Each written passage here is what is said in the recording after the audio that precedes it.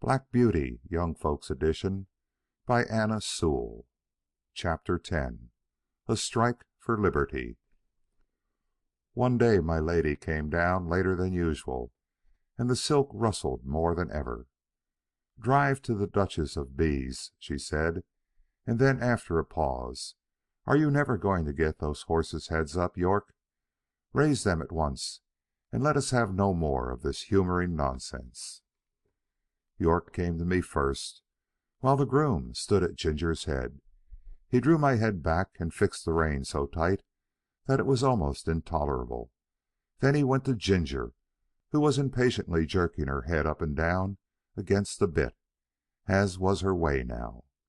She had a good idea of what was coming, and the moment York took the rein off the turret in order to shorten it, she took her opportunity, and reared up so suddenly that York had his nose roughly hit and his hat knocked off. The groom was nearly thrown off his legs.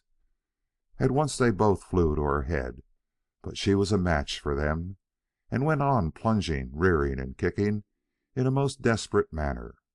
At last she kicked right over the carriage pole and fell down, after giving me a severe blow on my near quarter. There is no knowing what further mischief she might have done, had York not sat himself down flat on her head to prevent her struggling, and at the same time calling out, "Unbuckle the black horse, run for the winch, and unscrew the carriage pole. Cut the traces here, somebody, if you can't unhitch it." The groom soon set me free from Ginger and the carriage, and led me to my box. He turned me in as I was, and ran back to York. I was much excited by what had happened, and had I ever been used to kick or rear, I am sure I should have done it then. But I never had, and there I stood, angry, sore in my leg, my head still strained up to the terret on the saddle, and no power to get it down. I was very miserable, and felt much inclined to kick the first person who came near me. Before long, however, Ginger was led in by two grooms, a good deal knocked about and bruised. York came with her and gave us orders, and then came to look at me. In a moment he let my head down. "Confound these check reins," he said to himself. "I thought we should have some mischief soon. Master will be sorely vexed. But here, if a woman's husband can't rule her, of course a servant can't.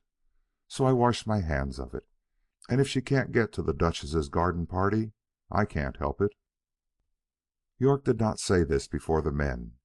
He always spoke respectfully when they were by. Now he felt me all over, and soon found the place above my hock where I had been kicked. It was swelled and painful. He ordered it to be sponged with hot water, and then some lotion was put on. Lord W was much put out when he learned what had happened. He blamed York for giving way to his mistress, to which he replied that in the future he would much prefer to receive his orders only from his lordship. I thought York might have stood up better for his horses, but perhaps I am no judge. Ginger was never put into the carriage again, but when she was well of her bruises, one of Lord W.'s younger sons said he should like to have her. He was sure she would make a good hunter. As for me, I was obliged still to go in the carriage, and had a fresh partner called Max. He had always been used to the tight rein. I asked him how it was he bore it. "Well," he said, "I bear it because I must, but it is shortening my life, and it will shorten yours too, if you have to stick to it." "Do you think," I said, "that our master knows how bad it is for us?" "I can't say," he replied, "but the dealers and the horse doctors know it very well. I was at a dealer's once, who was training me and another horse to go as a pair. He was getting our heads up, and he said, a little higher and a little higher every day. A gentleman who was there asked him why he did so. 'Because,' he said, 'people won't buy them unless we do. The fashionable people want their horses to carry their heads high, and to step high. Of course, it is very bad for the horses, but then it is good for trade. The horses soon wear up, and they come for another pair. That," said Max, "is what he said in my hearing, and you can judge for yourself." What I suffered with that rein for 4 months in my lady's carriage would be hard to describe, but I am quite sure that, had it lasted much longer, either my health or my temper would have given way. Before that, I never knew what it was to foam at the mouth, but now the action of the sharp bit on my tongue and jaw, and the constrained position of my head and throat, always caused me to froth at the mouth more or less.